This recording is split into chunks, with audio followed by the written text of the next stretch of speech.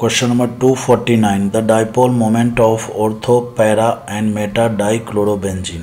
ये तो बहुत आसान क्वेश्चन है। इसमें देखिए क्या है, सबसे पहले ऑर्थो क्लोरो बना लीजिए, फिर उसके बाद जो है मेटा डाइक्लोरो बना लीजिए, फिर पैरा डाइक्लोरो बना लीजिए।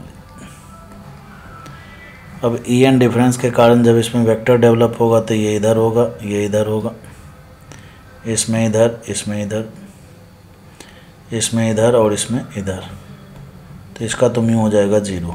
इन दोनों का म्यू 0 नहीं होगा। तो इन दोनों का म्यू कैसे निकालेंगे? तो इनके बीच में जो एंगल है वो होगा 60 डिग्री, और यहाँ पर जो इनके बीच में एंगल होगा वो होगा 120 डिग्री। अब आप जानते हो म्यू रिजल्टेंट का formula, μ1 square plus μ2 square plus का 2μ1 μ2 कॉस थीटा। कॉस थीटा में जब थीटा रखोगे 60 डिग्री तो 1/2 आएगा कॉस 60 का वैल्यू, और थीटा इक्वल टू 120 रखेंगे तो माइनस का 1/2 आएगा। ठीक है ना। तो ऑब्वियस बात है 60 वाले में ये प्लस होगा और 120 डिग्री वाले में ये माइनस होगा। तो कुल मिलाकर ऑर्थो वाले का ज़्यादा, फिर मेटा और फिर पैरा हो जाएगा, ये आ जाएगा। तो ऑर्थो मेटा पैरा के हिसाब से इसका करेक्ट आंसर कौन सा हो जाएगा बताइए? इसका करेक्ट आंसर डी हो जाएगा। क्वेश्चन नंबर 250 में कहता है विच ऑफ द फॉलोइंग है the highest dipole moment. Highest dipole moment मतलब म्यू नॉट इक्वल टू 0 की बात कर रहा है, और उसमें भी ज़्यादा। देखिए B2H6 जो है ना, BH3 जो होता है वो BH3 में बोरोन का हाइड्रोजन sp2 होता है, और ट्राइगोनल प्लेनर के कारण म्यू 0 हो जाता है। ठीक है ना। BH3 की बात कर रहा हूँ। जैसे BF3 है तो BF3 में हाइब्रिडेशन sp2 होगा, इसकी ज्योमेट्री बनाओगे तो ये कुछ ऐसा होगा, सिमेट्रिकल है तो यहाँ पर म्यू 0 होगा। वैसे भी आपको बताया था कि अगर सेंट्रल एटम पर कोई लोन पेयर नहीं और सराउंडिंग एटम सारे सेम हो तो म्यू 0 होगा। ठीक है।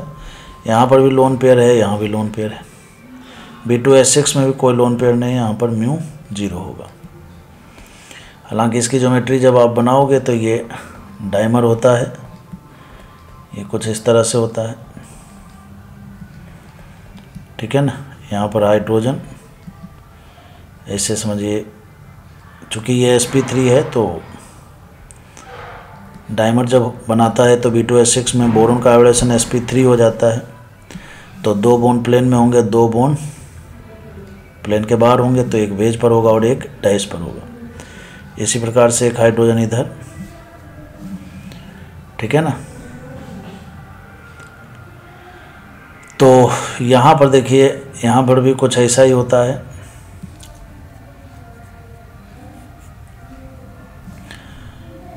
ये बोरोन और ये हाइड्रोजन, चूँकि यहाँ पर डाइमेराइजेशन किया हुआ है तो यहाँ पर एक ब्रिज बॉन्ड बनता है जिसको बनाना बॉन्ड भी बोलते हैं, और ये भी। तो ये होता है प्लेन के ऊपर, ये होता है प्लेन के नीचे। तो ये वेक्टर अगर मान लीजिए इस डायरेक्शन में होता है तो ये वेक्टर इस डायरेक्शन में होगा और दोनों एक दूसरे को कैंसिल करेंगे। बाकी बोरोन के जो ये बाकी 4 हाइड्रोजन हैं ये सब एक दूसरे के जस्ट अपोजिट हैं, एक दूसरे को कैंसिल करेंगे।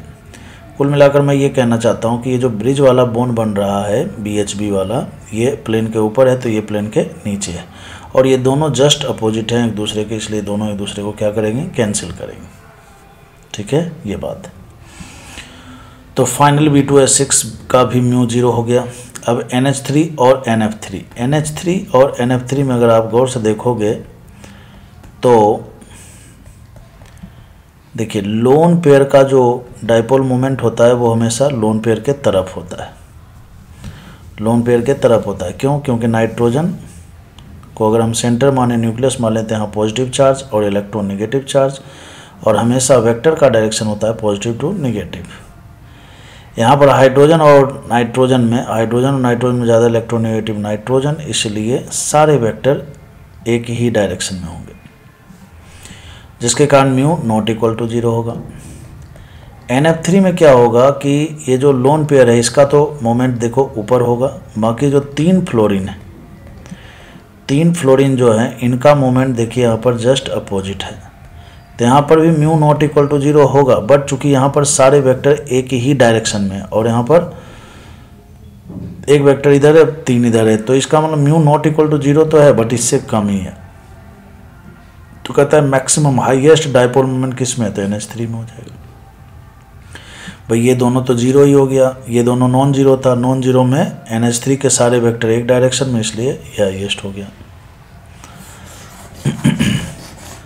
क्वेश्चन नंबर 251 में देखिए यहाँ पर पूछा है, कहता है in terms of the polar character which of the following order is correct polar, मतलब म्यू की बात किया है। तो म्यू डायरेक्टली प्रोपोर्शनल होता है चार्ज के, और वो देखेंगे हम किससे, इलेक्ट्रोनिगेटिविटी से देखेंगे।